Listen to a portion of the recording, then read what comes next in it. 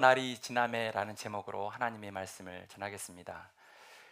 우리는 계속해서 예수를 만나 그의 인생이 변한 한 청년의 이야기를 듣고 있습니다. 그 사람이 누구입니까?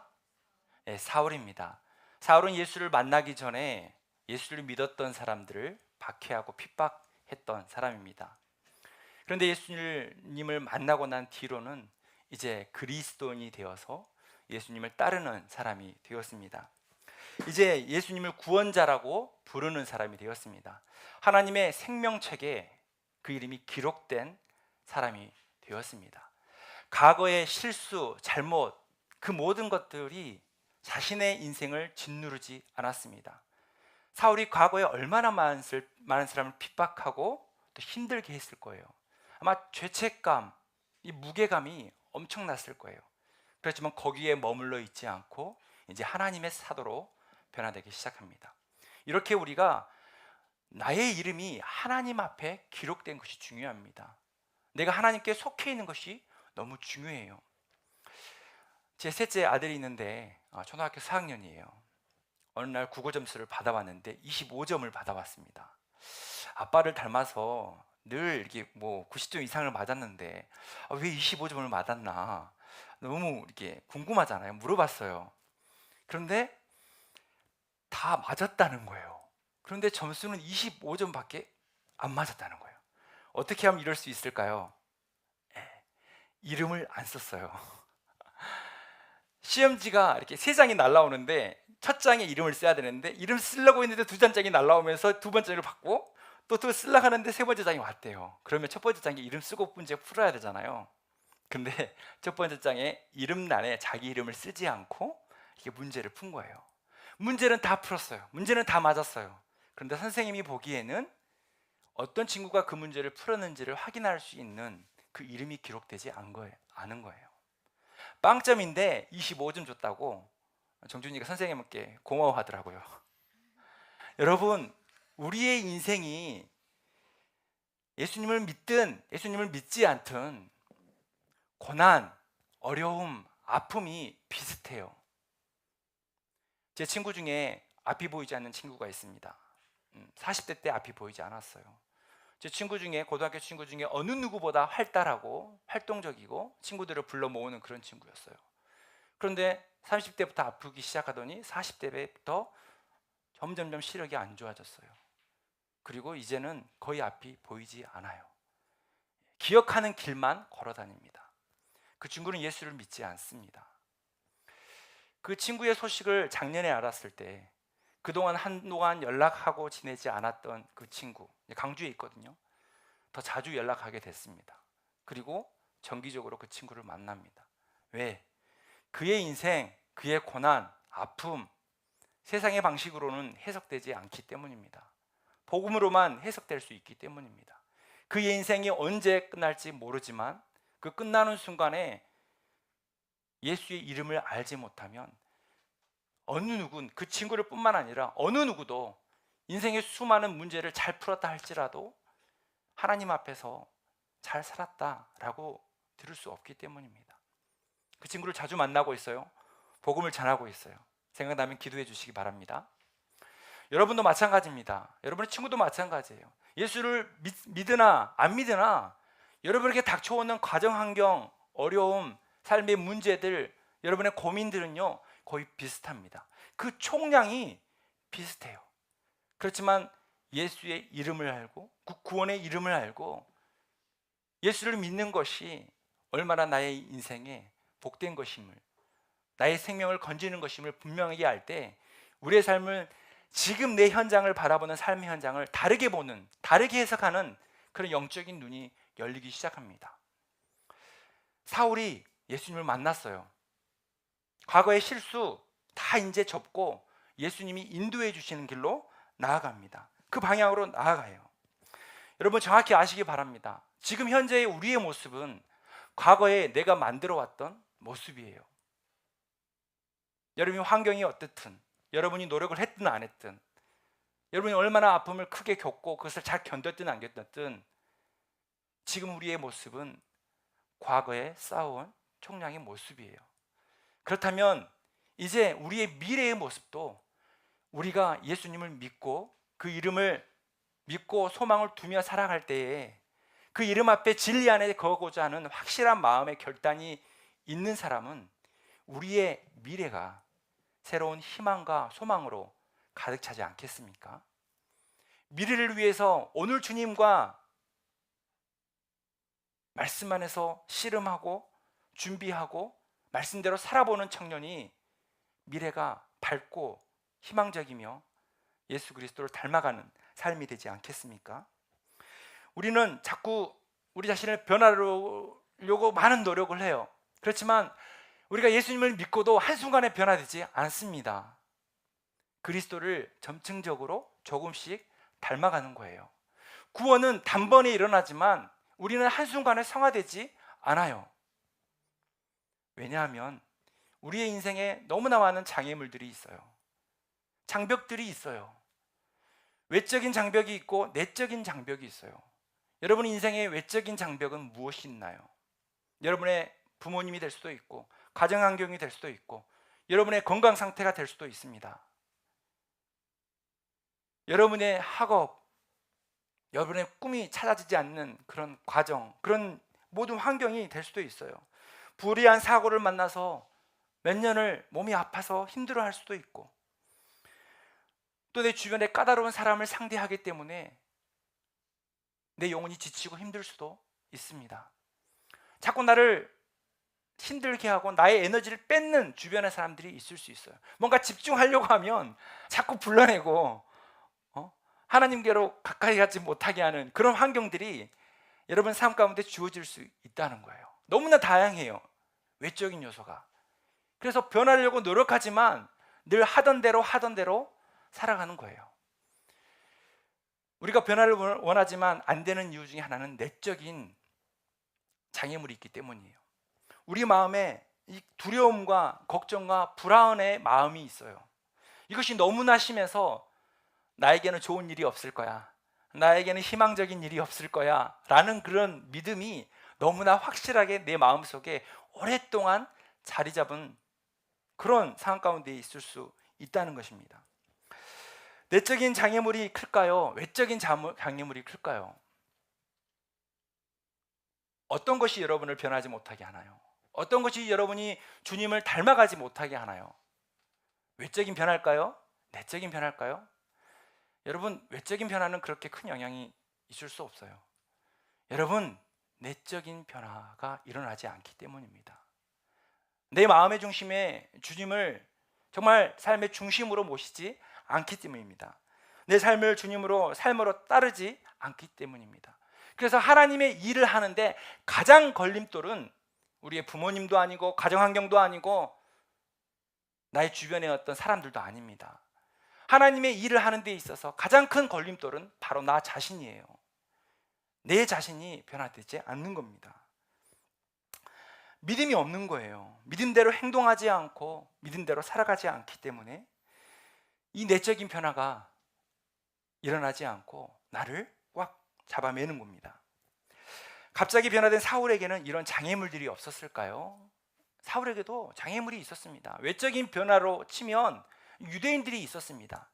그동안 이제 함께 그리스도인들을 잡고 자신들이 목표한 것들을 함께 목표로 삼고 일했던 그런 많은 사람들이 이제 사울과 이 유대인들이 등을 지게 되었어요. 완전히 그리스도인으로 이렇게 변화된 사울이 이제 유대인들은 대적하기 시작했습니다. 그래서 오히려 경계심을 가져요. 경계심을 가져요. 마이크 볼륨 조금만 줄여주세요. 네. 그동안에 이제 박해를 했었는데 오히려 유대인들에게 이 사울이 박해받는 위치가 되었어요. 참 이상한 일이 벌어지기 시작합니다. 예수를 믿고 나서 좀 놀라운 일들이 일어나기 시작합니다. 사울은 예수 믿고 찾아온 외적이고 내적인 장애물을 해결하기 위해 여러 가지 시간들이, 여러 가지 어떤 기간들이 필요했어요. 본문을 보시면 23절에 보면 여러 날이 지나매라고 기록하고 있습니다.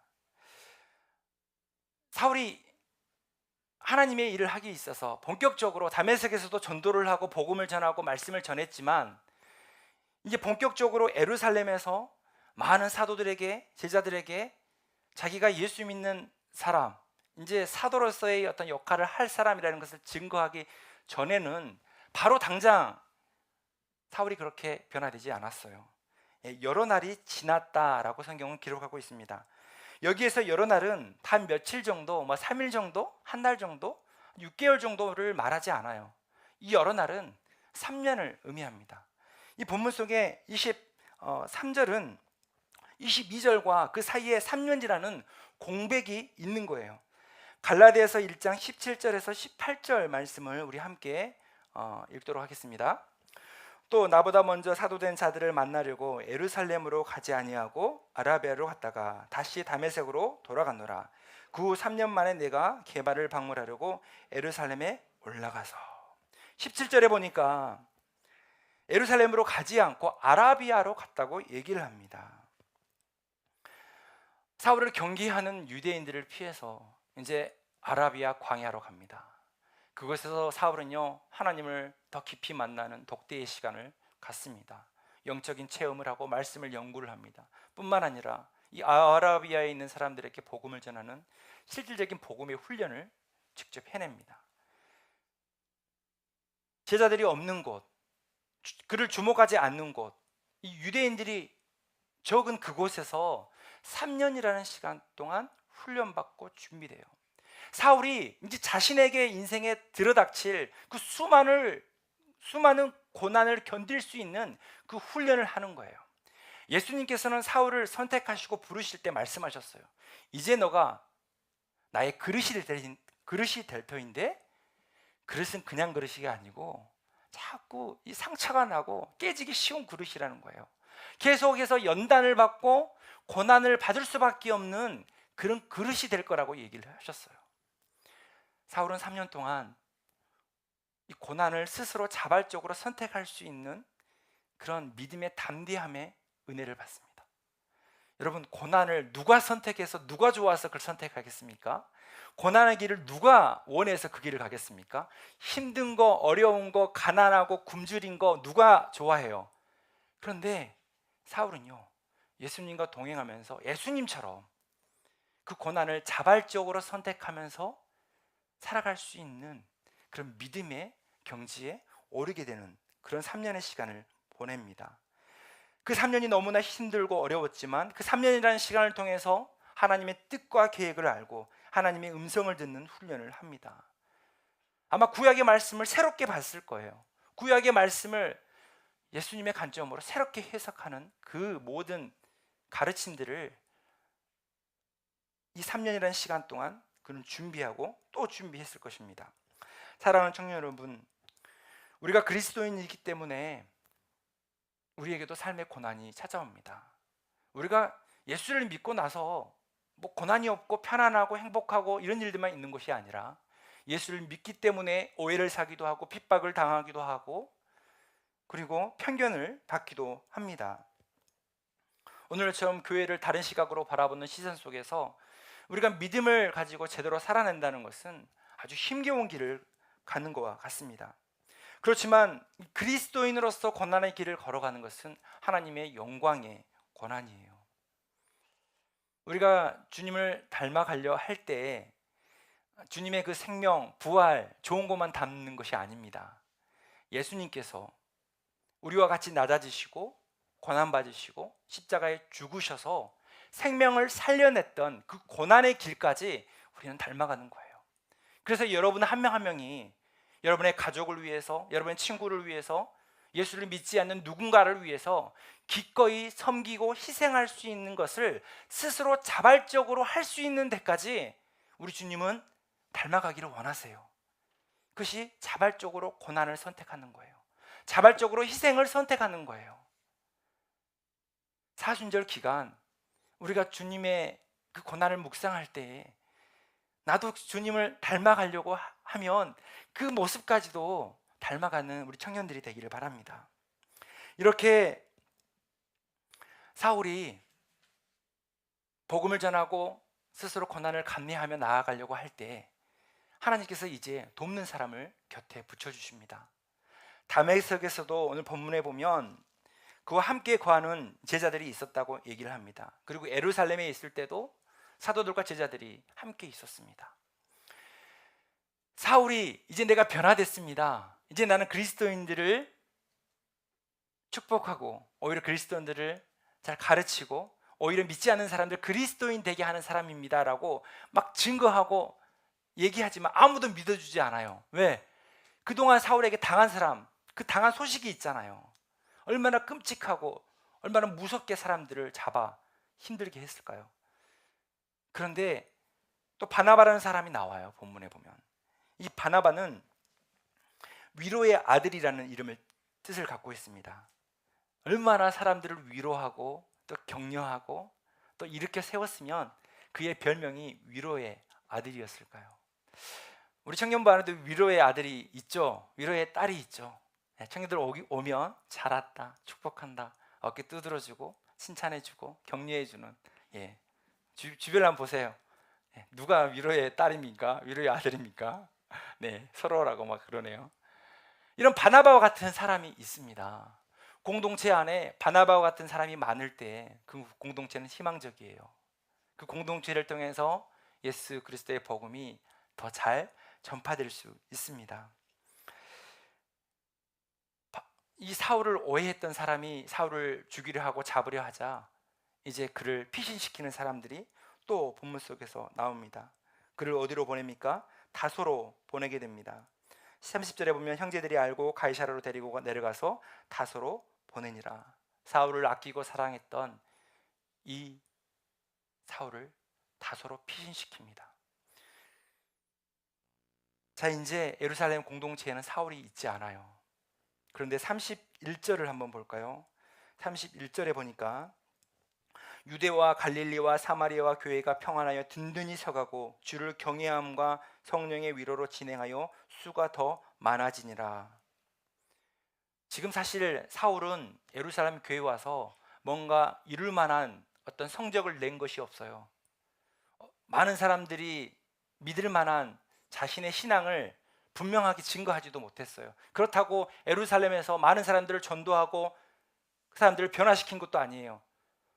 어떻게 보면 눈치 보다가 다소로 도망쳤어요. 그런데 31절에 뭐라고 기록하고 있습니까? 유대와 갈릴리와 사마리아 교회가 평안하여 든든히 서가고 주를 경외함과 성령의 위로로 진행하여 수가 더 많아지니라. 사울은 그럴듯할 열매를 맺지 못했는데 교회는 더 성장하고 교회는 더 평안으로 가득 넘치며 하나님을 경외하고 하나님을 예배하는 그런 예배의 모습이 더 은혜롭게 되었다라고 기록하고 있습니다. 이것은 모든 삶의 변화, 한 사람 한 사람의 변화, 공동체의 변화를 주관하시는 분이 바로 하나님이라는 것을 우리에게 증거하고 있습니다. 우리는 주님만 따라가는 거예요. 주님만 따라가는 거예요. 여러분, 리더십의 비유 중에 들소와 기러기의 비유가 있습니다. 들어보셨나요? 이 들소는요, 들소 떼 이렇게 보잖아요. 엄청 막 이렇게 몇백 마리가 이렇게 초원을 막 달리거나 이렇게 무리지어서 풀을 찾아서 움직이잖아요. 그 중에 한 명의 리더가 있다는 거예요. 이 들소의 리더는요, 너무나 용맹스럽고 너무나 똑똑하고 어디에 풀이 있는지 정확히 알기 때문에 그 리더만 따라가면 모든 나머지 수백 마리의 들소들이 잘 먹고 잘 산대요. 그런데 문제는 이 우두머리 들소가 다치거나 아프거나 쓰러지면 나머지 들소들이 방향을 잃어버린다는 거예요. 우리나라의 이 조직 문화가, 공동체 문화가 꼭 들소와 같습니다. 어떤 한 사람의 말, 한 사람을 잘 따라야 해요. 회사도 그렇고 학교도 그렇고 그 사람의 말을 잘 따라요. 그래서 나머지는 별로 생각하지 않아요. 그 사람 말만 잘 듣는 거예요. 스스로 생각하지 않습니다. 정치, 경제 분야에서 다 들소를 따라갑니다. 근데 그 들소가 잘못된 판단을 하면 다 같이 힘들어지는 거예요. 그 한 명이 제대로 한다면 더 빠른 성장을 만들 수도 있긴 하죠. 장단점이 있어요. 그런데 더 좋은 리더십은 기러기 리더십이에요. 여러분, 기러기 하늘에서 나는 거 봤어요? 어떻게 날아요? V자를 하면서 꼭지점에 리더가 있습니다. 그 리더가 가장 많은 바람을 막고 이 뒤에 바람의 저항을 뒷사람에게 부담을 덜 주면서 날아요. 그러니까 제일 앞에서 나르기 때문에 힘들어요. 그런데 그 기러기 리더는 계속 바뀐다는 거예요. 그 리더에 따라 방향을 틀기도 하고 먼 거리도 가지만 때가 되면 그 기러기 리더가 자리를 옮겨줍니다. 그리고 다른 기러기가 올라옵니다. 그리고 이 기러기 때 모두가 다 리더가 됩니다. 모두가 생각을 합니다. 모두가 어디로 가야 할지 고민하고, 그리고 모두가 리더급의 역량을 갖춘 리더십을 갖습니다. 말씀을 준비하면서 이 사울이 본문 속에서 별 한 게 없어요. 근데 성령님이 하시죠. 그리고 그 공동체가 각각의 위치에서 사울을 돕기도 하고 바나바와 제자들이 그를 피신시키기도 합니다. 모두가 리더인 것 같아요. 저는 말씀을 묵상하면서 우리 사랑하는 물된도산교회 청년부가 이 기러기 리더십을 가졌으면 하는 마음을 꿈꾸게 되었습니다. 예. 우리 찬양 인도자도 한 명 아닙니다. 3명이에요. 예. 각기 다른 은사와 은혜가 있어요. 여러분, 제가 말씀을 전하지만 저는 말씀을 대언하는 위치에서 하나님의 부르심을 받았고, 여러분도 각자의 위치에서 부름을 받은 위치가 있습니다. 토요일 날 청소하는데 우리 시온이가 가장 먼저 왔더라고요. 2주째 2달 동안. 교회를 사랑하는 마음은 제일 크다는 생각이 들었어요.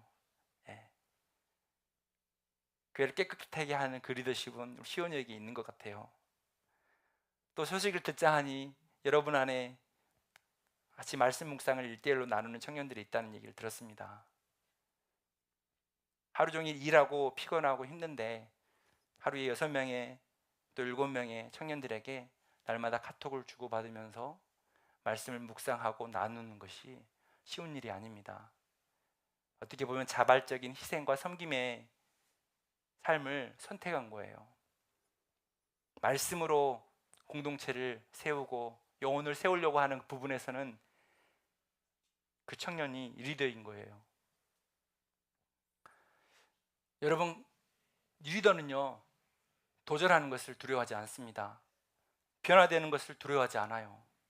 희생하는 거, 고난받는 것을 두려워하지 않습니다. 우리 공동체 안에 단 한 명이 그런 리더십을 갖는 게 아니라 우리 각자가 그런 리더십을 가졌으면 좋겠어요. 각자의 위치에서 그 부르심을 가지고 그렇게 살았으면 좋겠어요. 여러분, 가정 안에서요, 들소 같은 리더십이 어느 부모님에게 한 분에게 있으면 그 부모님이 쓰러지면 가족은 다 무너집니다. 왜요? 그 한 분만 믿었었거든요. 그분이 문제를 다 해결해 줬거든요. 그분이 나의 경제적인 문제를 다 해결해 줬거든요.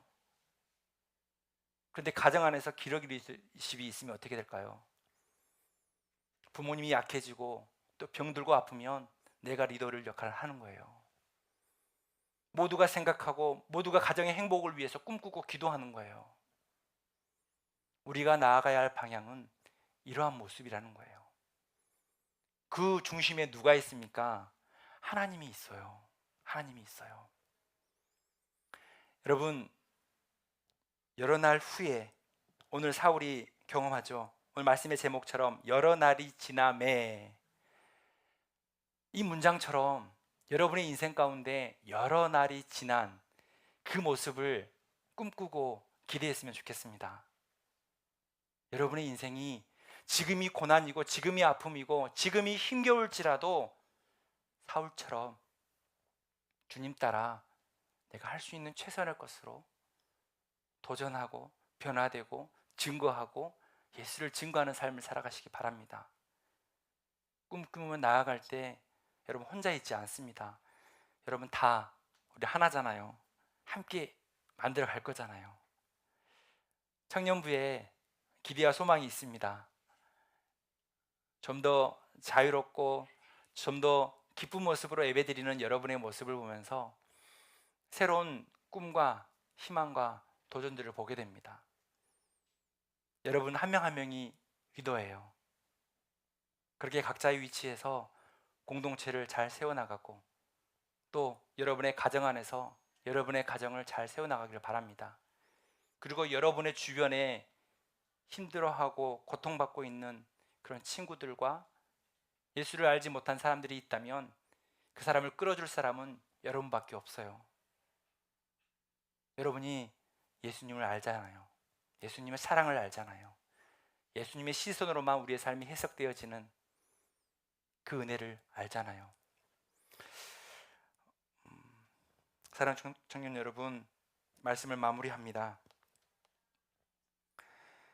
하나님께서 변화의 시간을 주실 때 그 변화의 시간을 충분히 기도하며 말씀으로 내 자신을 변화시켜 나가시기 바랍니다. 두려워하지 마시고 걱정하지 마시고 주님과 함께 걸어가십시오. 사울에게 바나바를 붙여주시고 제자들을 붙여주시고 피할 길을 열어주셨던 분이 동일하게 여러분의 삶 가운데도 똑같이 하실 거예요. 큰 길을 내실 거예요. 광야에서도 사막에서도 큰 길을 내시고 물줄기를 내실 거예요. 그분이 우리 하나님이십니다.